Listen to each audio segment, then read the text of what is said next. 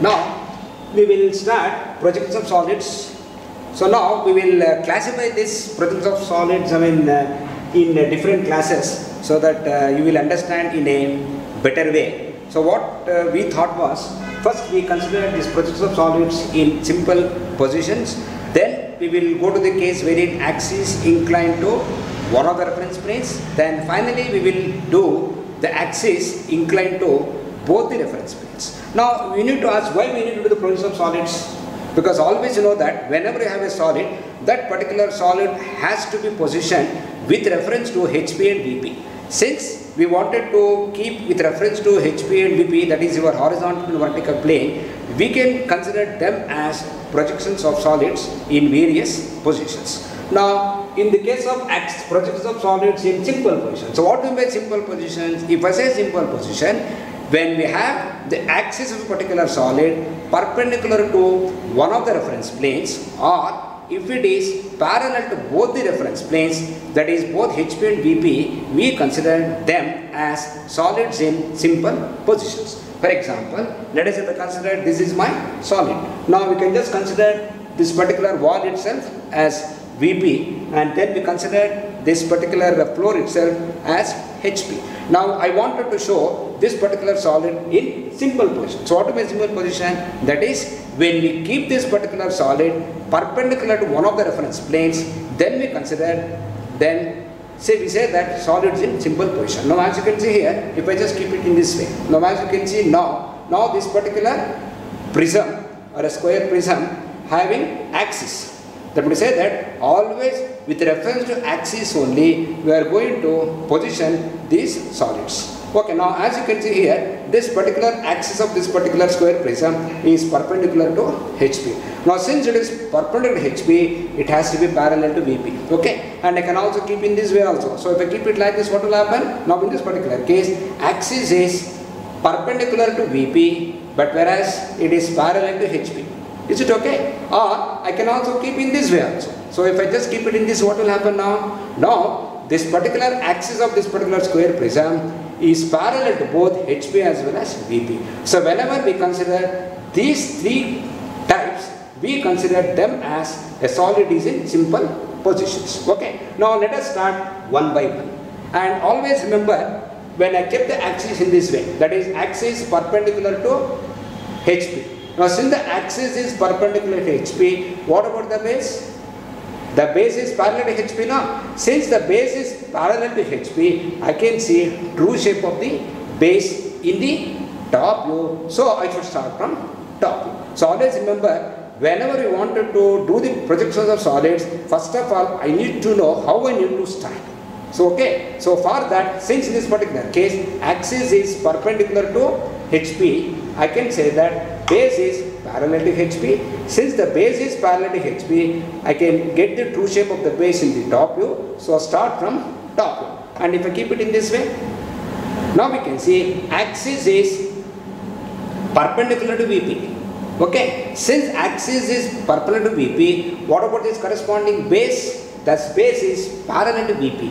Since the base is parallel to VP, we need to start from front view. Then the top view is projected from it. And if I keep it like this, as I told you just now, if I just keep it in this way, axis is parallel to both HP as well as VP. So obviously I cannot start. So how do we start now? I need to look for the base. So where is the base here? This is the base now. Now this particular base will be parallel to one of the profile planes. Let us say I will consider either left profile plane or right profile plane. So I will consider one of them. Now since in this particular case, this particular base is parallel to the profile plane, I need to start from side view. Okay, so that's how we will do. Okay, now let us start with all these cases one by one. Okay, now let us come to this axis perpendicular to HP. Okay.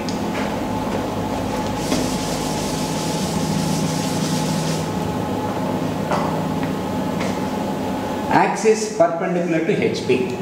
Since the axis is perpendicular to HP, we have noted that base is parallel to HP. Since the base is parallel to HP, true shape of the base will be seen in top view. So that I need to start from top view. So start the top view, then get the corresponding front view by projecting the top view. And again you consider one more thing here. Since your axis is perpendicular to HP, and anyway this is a base, no? So either this base may be in HP itself. That would say that this particular base of this square prism, either it can be on HP or it can be above HP. Remember, that is, when you are going to get your front view, either I can draw the front view on XY line or I can just do it above XY line, depending upon the problem statement what we are going to mention. Okay, now let us illustrate this with an example. Now as I said, let us say we have this particular prism which is resting on one of its base on the ground. Now we have noted that since the base is on the ground, I need to start from top view. Now how do you draw the top view? That all depending upon the details of VPs which I had to note down when I want to draw the top view. Now what are the details given in the problem? So maybe you would have given that one of the vertical faces is perpendicular to VP. Now we can just see this. This is how I face now. Now if I just rotate in this, what will happen? Let us say I am considering this is my vertical face. So this particular vertical face, either it can be vertical or it can be inclined or it can be equal inclination, etc., etc. Or instead of giving this vertical face, I can also say that one of the base edges is inclined at 30 degrees. That would say that when I want to draw the top view, I should know the details of VPs. Okay, now let us consider in this particular case, one of the vertical faces is perpendicular to VP. So that would say that I will draw the square in this way. I will draw the square like this. Okay, now I need to name, so this is very important.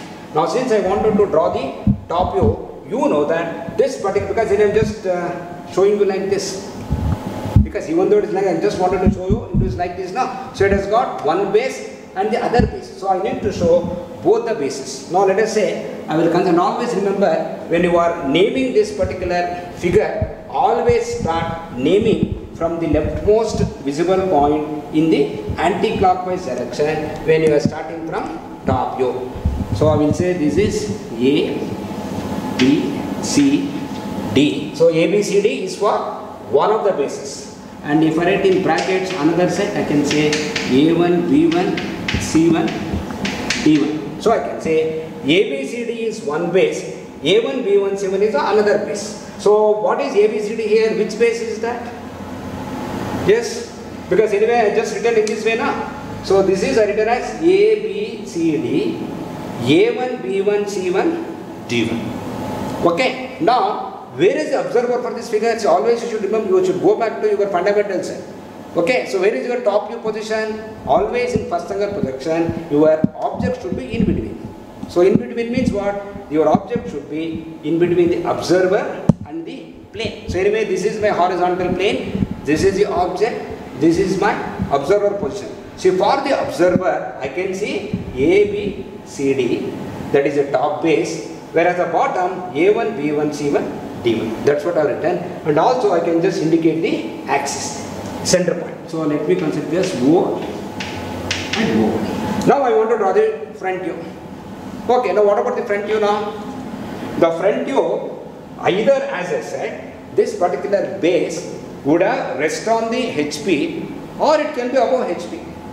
Since let us say if I am clearly given that it is resting on HP, this bottom base should be on XY line, then the other base should be at a distance equal to your axis height or length of your height of the prism.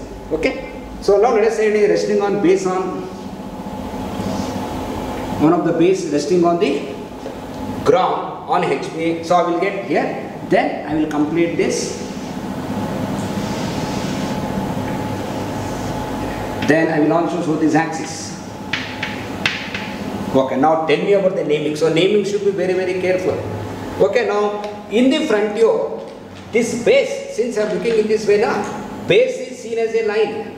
That is, the top base is also seen as a line and the bottom base seen as a line which is on XY line. Okay, now what is the naming then?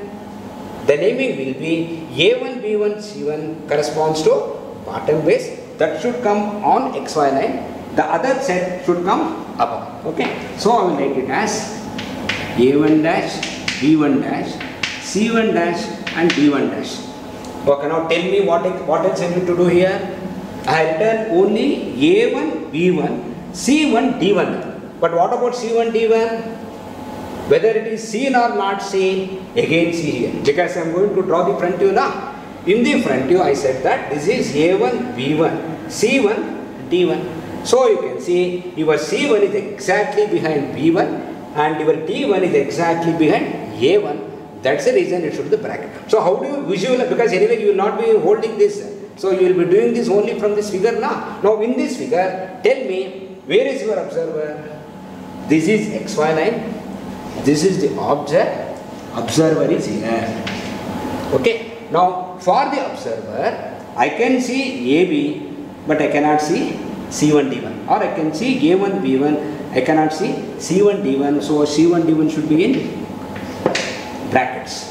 Is it okay? Similarly, I can get the points that is I will write A dash, B dash, C dash, and D dash. So if I just do this, now I consider this to be a solid in simple position. Now as you can note down here, if the solid in simple position, I can just do it in one stage.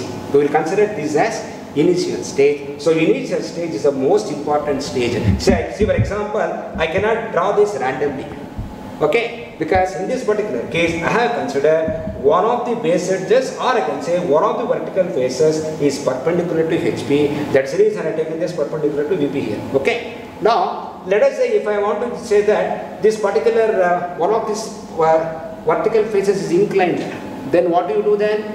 If it is inclined in the initial position, I should take care of that. So, for example, I can just consider like this also now. So, what do you by this? In this particular case, the axis is perpendicular to HP, then the vertical faces, how they are with reference to VP now?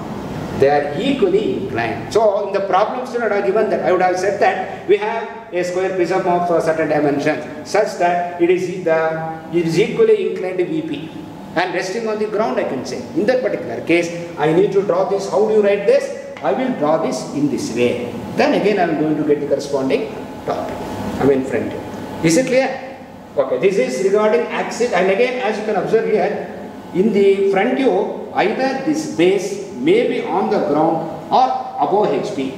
Okay, so that you need to note down whenever you read the problem statement properly. But generally, if nothing is mentioned, always we consider one of the bases is resting on HP. Okay. Now let us go to the next case. So let us go to the next case is, what is the next case I said? Axis perpendicular to VP. Okay. Now since the axis is perpendicular to VP, now again I need to see what to be axis perpendicular to VP, because I need to start. So if I want to start, I should know that base, where is the true base is looking. Now, since the axis is perpendicular to VP, the base is parallel to VP. Now, since the base is parallel to VP, true shape and size will be seen in front view. So, I need to start from front view. Okay, that is my first step. So, what is the second step? Orientation. So, orientation, let us say I am going to consider some pyramid here. So, I want to just consider a pyramid. Okay, so let us consider this hexagonal pyramid.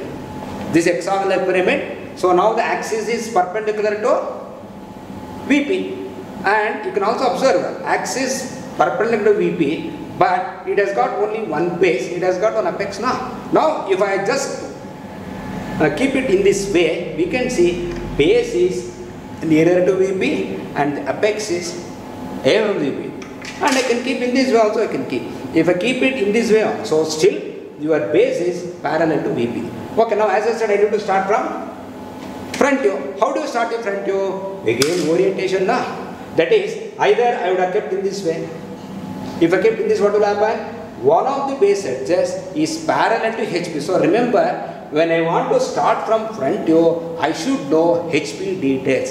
If you know the HP details, I can draw the front view completely. So draw the front view, then get the corresponding top view. Now I can also say that this particular base head is not only parallel, it is resting on HP also I can give. So that I can just draw that line on X line itself. Or if nothing is mentioned, I will just take up. And one more thing, since this base is parallel to VP, always we say either this base is in VP or in front of VP. So we have only two. Okay, that is, when you consider this particular figure, I will consider generally the base is with reference to HP either in HP or above HP. But in this particular case, since it is reference to VP, we say either the base is in front of VP or in VP. Okay, now in this particular case, let us do the problem now. Let us just consider a pyramid. Let us say we have an hexagonal pyramid such that one of the base edges is parallel to HP. Okay, since I have only parallel, you need to take on XY, just simply above XY. Okay, so we just consider this. I will draw the hexagon.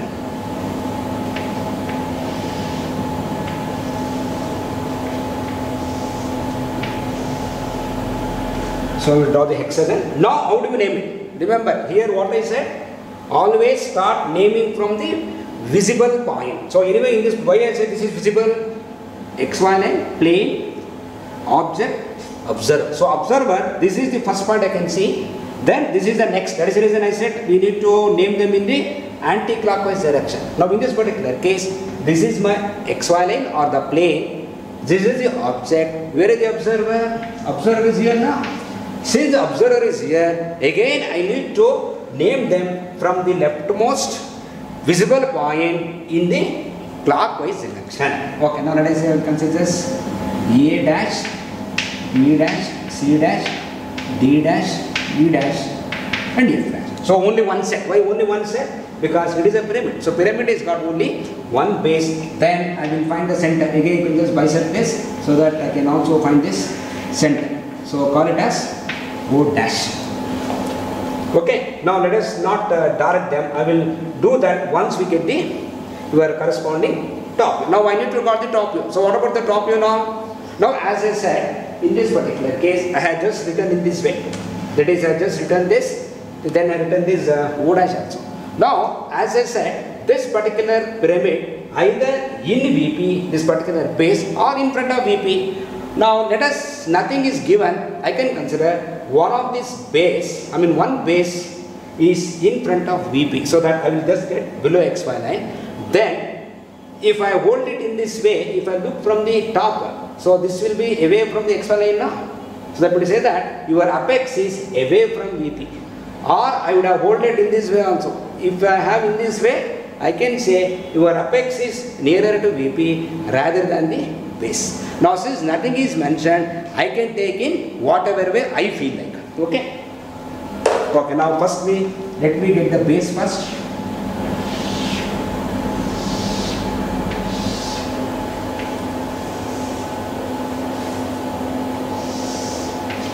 Okay, I just got the base. Then get the center line. Then name them. So this is A, B, C, D, E, F. Why E and F are in brackets? Because for the observer, E and F are away from him. So obviously he cannot see this. Then I will locate the apex at a distance equal to axis length which we are given. So here again I am going to, because anyway this is O. AO and DO has to be darker because anyway they are the boundary lines. So since they are boundary, it has to be seen. That is a demarcation between, you have something, you don't have anything. So you have to mention this. Okay, now what about this B? So for the observer, as I said, I just hold it in this way now. Since I am holding in this way, you can see that I can, anyway if you just see this, I started naming from here now. That is I written A, B, C, D, E.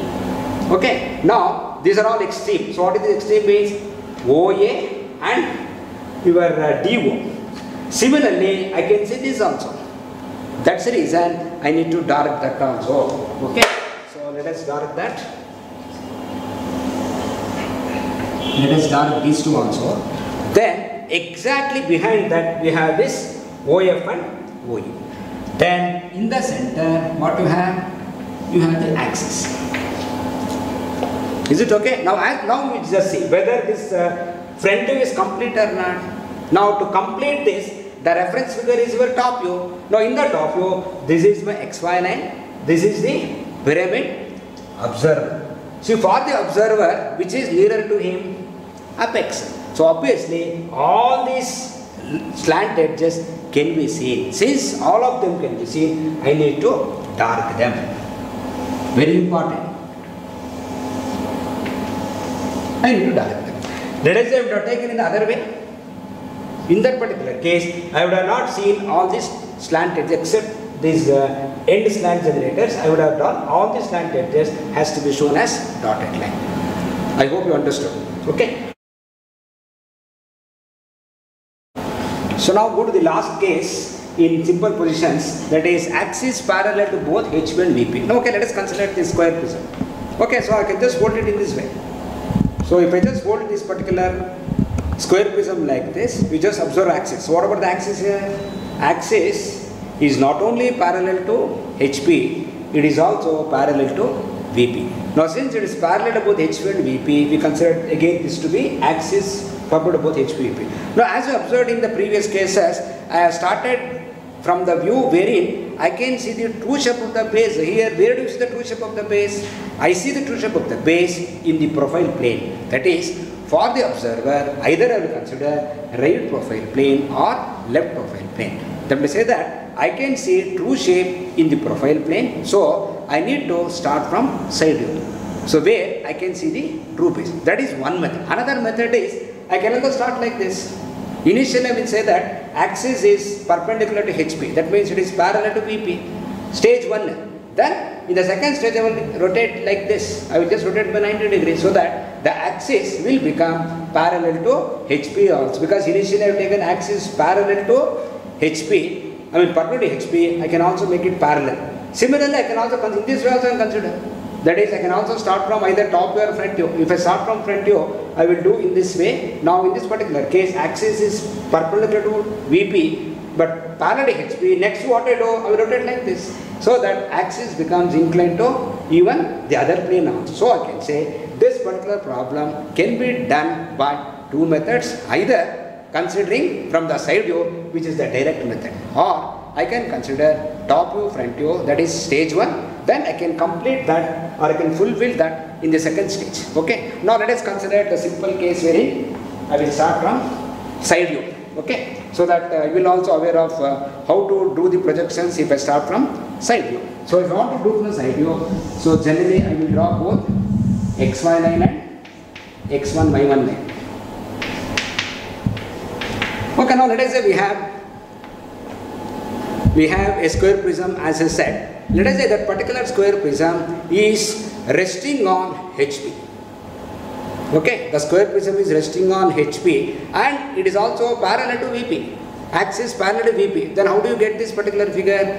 In this particular figure, I have told you that axis resting on HP. Okay, so that if it is resting on HP, I can see true shape here. But anyway, I need to start from side view now. So I will keep it in this way. Just see this. If I just keep it in this way, axis is parallel to HP. Not only that it is parallel to VP also, the true base will be seen in side view. I will start from side view. So how do you start the side view? So to start the side view, either I would have given that this particular solid would have been in this way also, no? That is, these rectangular faces would have been away from HP and away from VP also. But let us say I will consider it is resting on HP on one of its rectangular faces. And remember, in the side view, you should always remember, in the side view, your OY represents HP and OX1 represents VP. Okay, now I need to draw the square here. Okay, now where do you draw the square there? That is also depends. For example, I said that resting on HP on the ground now. Now I need to say whether this particular another rectangular face, how much it is from VP. I can also mention that I would have given that one of the rectangular face is resting on the ground and another rectangular face is at a distance of 30 mm from VP I can give. Okay, now let us say if I don't give, I can simply draw the square anywhere. Let us say I will say that this is also resting in VP. I can also give in that way also, no? That is, this particular rectangular face may be in VP. This is in HP. Then I would have drawn this square here. Is it okay? But now since nothing is mentioned, I can draw in that way. Or another way is, I can also say this particular axis is at a distance of 30 mm from HP or 30 mm above HP and 30 mm in front of VP also I can give it. So you can just imagine I can give any dimensions. So depending upon that, I mean any positions, depending upon that I need to draw the corresponding side view. Okay, now let us say that I have given such that the axis is 30 mm above HP. Let us say it is some 40 mm in front of VP. So once I give that, what will do? I will take 30 mm here, then I will take 40 mm here. So this is your center of your square. Okay, then I will draw the square.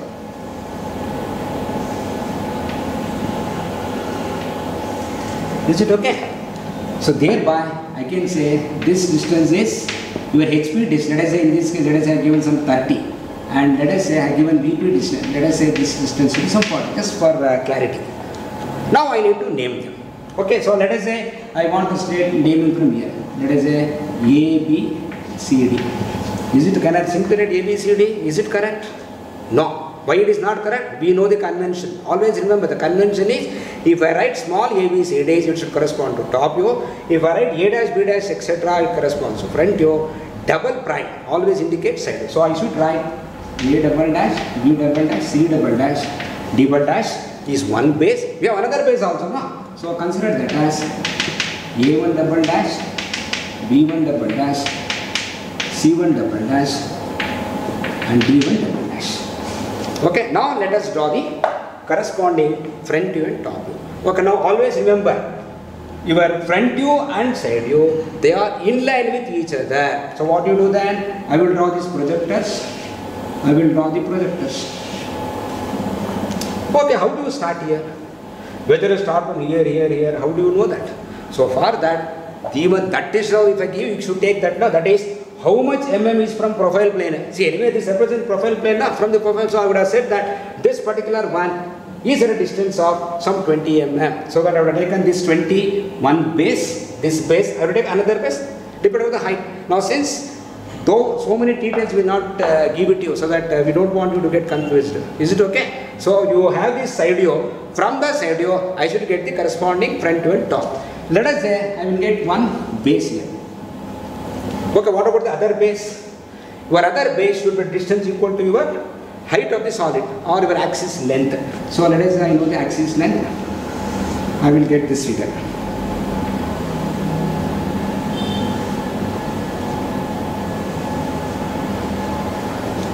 Is it okay? Naming. So naming is very, very important. Okay, so how do you name them? Again use the convention. So what is the convention? I said, this is my VP, this is the object. Where is the observer?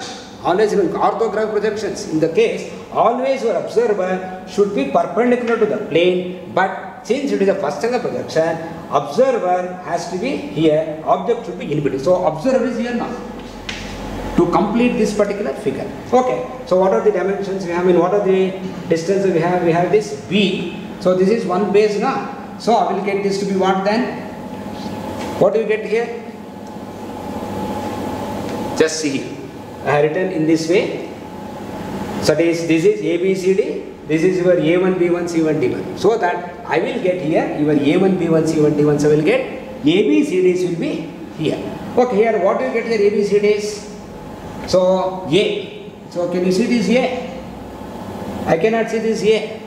And we have A, then B, then we have C, we have D.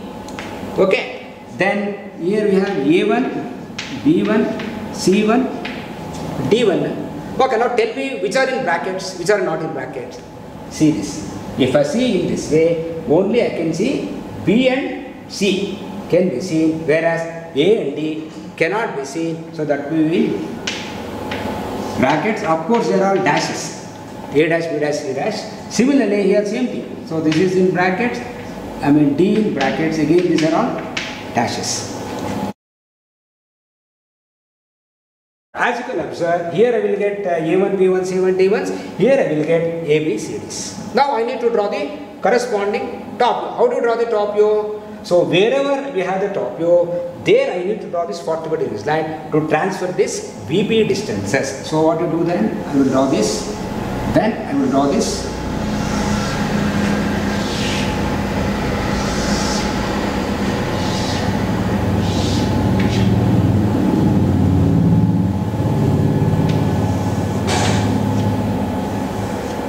Of course, I can also show the axis also I can show.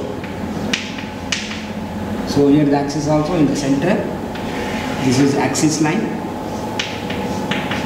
Axis. Okay, now I need to complete this figure.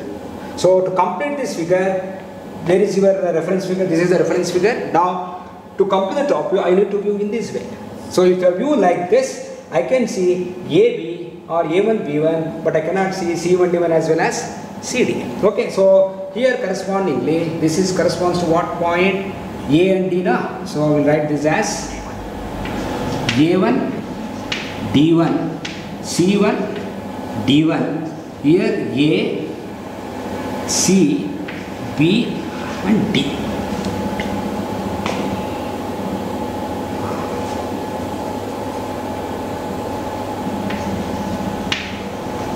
Okay, now which are in brackets? You just see this. A and B can be seen if I view from the top, but I cannot see CD. So your CD has to be in brackets.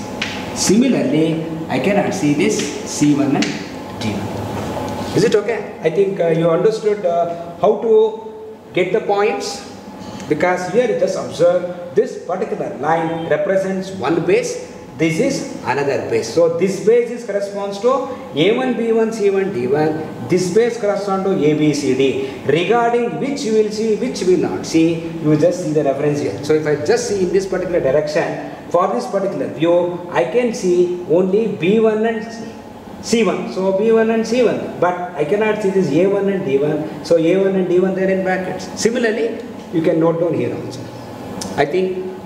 I hope you understood this. So that in the next class, I will start with axis inclined to one of the planes. Thank you.